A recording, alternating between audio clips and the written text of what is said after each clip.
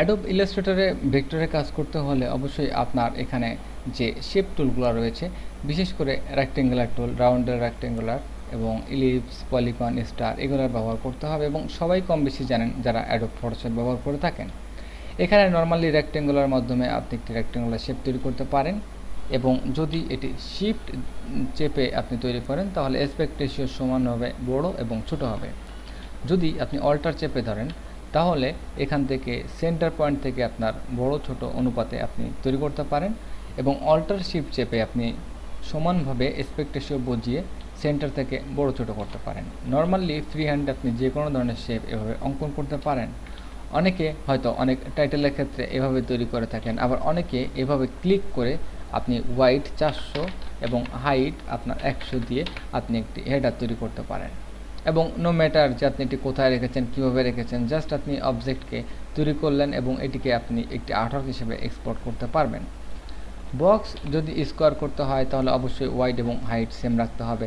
সেজন্য ক্লিক করার পর যেমন 200 বাই 200 আপনি টাইপ করলে দেখবেন এটি টোটালি স্কোয়ার হবে। কেন স্কোয়ার হবে? এটি হাইট এবং ওয়াইড সমান। যখন আপনি এটিকে পরিবর্তন করবেন এবং পরিবর্তন করার পর তখন দেখবেন যে এটির ওয়াইড এবং হাইট চেঞ্জ হবে। তৈরি করার পর যদি আপনি এটির ওয়াইড হাইট পরিবর্তন করতে চান, সেই ক্ষেত্রে আপনি এটি যখন সিলেক্ট করবেন এবং সিলেক্ট করার পর আপনি হয়তো ওয়াইড হাইটের একটি পরিমাপ এখানে দেখতে পাচ্ছেন যে আমরা এখানে ওয়াইড 200 ডিফল্ট এবং হাইট বাড়তে বাড়তে বাড়তে বাড়তে যখন আমি এটিকে দেখব যে না এখন আমার 200-তে পরিণত হয়েছে, তখন আপনি এটিকে জাস্ট টেনে ছেড়ে দিলে এটি 200 থাকবে। তো এভাবে কাজ করা অনেক ডিফিকাল্ট। যদি আপনার কখনো দরকার হয় 300 বাই 200 তখন জাস্ট ক্লিক করবেন, ওয়াইড 300 এবং হাইট 200, খুব সহজে আপনি এটিকে তৈরি করতে পারবেন। যাই হোক, এটির বাইরে আমরা তেমন কিছু এখানে দরকার নেই। এটি এম কি প্রেস করে আপনি শর্টকাট নিতে পারেন। এম কি প্রেস করার সাথে সাথে আপনি দেখবেন যে আপনার এই রেক্টেঙ্গুলার টুল সিলেক্ট হবে। এরপর রাউন্ডেড রেক্টেঙ্গুলার টুল, যখন আপনি রাউন্ডেড রেক্টেঙ্গুলার টুল ব্যবহার করবেন তখন নর্মালি একটি রাউন্ডেড রেক্টেঙ্গুলার টুল দেখতে পাবেন। রাউন্ডেড বলতে আমার চারপাশে এই রাউন্ডেড এরিয়াটি আপনি দেখতে পাবেন। তো রাউন্ডেড বলতে আপনার এখানে যে কার্ভটি রয়েছে এটি রাউন্ডেড হবে। জাস্ট সিম্পল একটি বক্স, কিন্তু বক্সের চারপাশে এটি কার্ভ করা এবং এটি আপনার যেটিকে বলে বেজিয়ে হ্যান্ডেলের মাধ্যমে আমার যে অ্যাঙ্কর পয়েন্টগুলো আছে সেটি রাউন্ডেডভাবে একটি সিম্পল বক্সের উপর জাস্ট একটি কার্ভিং পয়েন্ট। তো আমি জাস্ট ক্লিক করার পর এখানে আমরা দেখতে পাচ্ছি কর্নার রেডিয়াস ভ্যালু এখানে 12। আমরা যদি এখানে 50 সিলেক্ট করি তখন ছোট একটি যখন আর্টওয়ার্কের কাজ করবেন তখন এটি পুরোপুরি একটি যেটিকে শেপ বলতে পারি বা এটিকে বলতে পারি যে পুরোপুরি একটি ইলিপসের মতো এল প্রেস করে আপনি ইলিপস টুলে যেতে পারেন নেক্সটে। তবে ছোট অবজেক্ট হলে 17 বাই 17 অথবা 10 বাই 10 সামথিং হলে, তখন 50 পিক্সেল থেকে কম হলে এটি অবশ্যই দেখতে দেখা যাবে টোটালি একটি যেটিকে বলে সার্কেল। তো আপনি এই সার্কেলটি যখন আপনি আরও বড় করবেন আস্তে আস্তে তখন দেখতে পাবেন যে আপনার 50 রেডিয়াস যে রেডিয়াসটি আপনি দিয়েছিলেন সেটি আপনি এখানে খেয়াল করতে পারছেন যে 50 রেডিয়াসটি এখন দেখা যাচ্ছে।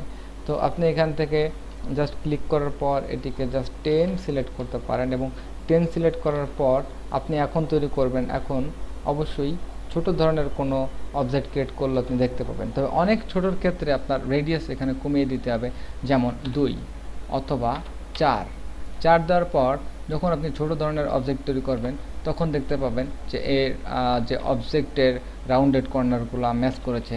আপনার বুঝতে হবে যে কতটুকু সাইজের অবজেক্টের সাথে কতটুকু রেডিয়াস ভ্যালু দেওয়া উচিত। তবে আমি এখানে মনে করি যখন আপনি এভাবে ক্রিয়েট করছেন ছোট বড়, তখন এখান থেকে আপ এবং ডাউন অ্যারোকির মাধ্যমে আপনি আপনার রেডিয়াস ভ্যালু চেঞ্জ করে নিতে পারেন। এটি মনে হয় সবথেকে বেটার। এবং আপনি যদি আপনার স্কোয়ার দরকার হয় সম্পূর্ণ আপনি ডাউন অ্যারো কি চেপে স্কোয়ার করতে পারেন। আবার এখানে একটা জিনিস মজার রয়েছে, আপনি রাউন্ডেড রেক্টেঙ্গুলার দিয়ে আপনি দুটি করতে পারেন, স্কোয়ারও করতে পারেন, রাউন্ডেড রেক্টেঙ্গুলার কাজও করতে পারেন। সুতরাং এইটা যদি ব্যবহার করেন তখন আর স্কোয়ারের আর আপনার কোনো সমস্যা নেই। আপনি যে কোনো সময় আপনি রেক্টেঙ্গুলার ইউজ করে আপনি স্কোয়ার নর্মালি যেটি আপনি রাউন্ডেড নয় করতে পারেন, অথবা যখন রাউন্ডেড দরকার হবে তখন এভাবে আপনি আপ ডাউন রেডিয়াস ভ্যালু দিয়ে আপনি আপনার কর্নারকে রাউন্ডেড করতে পারেন। অনেক সময় দুই ধরনের বাটন আমরা দেখে থাকি ওয়েবের ক্ষেত্রে। এক ধরনের হচ্ছে যেটি আমাদের রেডিয়াস ভ্যালু 20 অথবা 10 বা 15 সামথিং দেওয়া, যেটি এরকম ধরনের রেডিয়াস ভ্যালুর মাধ্যমে একটি বাটন আপনি তৈরি করতে পারেন।